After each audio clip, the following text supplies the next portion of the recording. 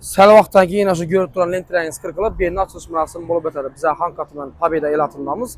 Şu yerdə Məlikə salatları açılıbdır. Belə toylar üçün salatlarını, xil-xillərini tapışınız mümkün. Əsasisi narxla müqabilən sifət şanslı.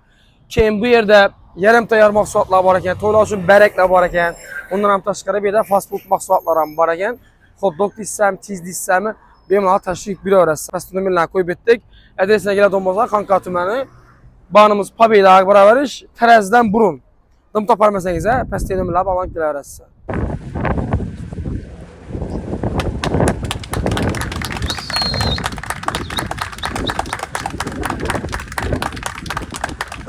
Aygül Əbkə və Lambar başlanğıçda onunla olsun. Təbrikliyimiz.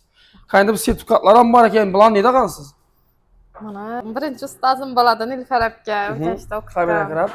Keyin bam tərəfniki Dilnazaniki və Toshkentdə öyrənib gəlmə, ondan sertifikat alıb gəlmə. Şunu işitdim Toshkentdə bunu yapıb gələn siz. Neçə kilo salsa tüpləsi hazır gündə? Şeylərini bilamiz. Neçə məsələn? Tələblərə binaən 100-ə yaxın salatlarımız var. Hazırın özündə. Toylar üçün yaxşı günlərimizdə xidmətlərimiz, xuda xalası əlimizdən gəyincə yaxşı işləb bərəmiz. Hazırki bir ay davamında skitkəmizən var. 3 kil salat aytqana ikisinin pulunu alınıb, birisi toylarımıza biz platini skitkədə qoyub bərəmiz bir salatımız. Bir ayəcə davam etədi bu salat. Taze açılğan münasibət bilən bu tutdu. 2 saat büyütmə etkanımı, 3-cü salat düşündürək. Vəziyyət bərlədi. Kolay bir imkaniyət sizə üçün. Təbrikliyimiz yenə bir mərət onundan bularız.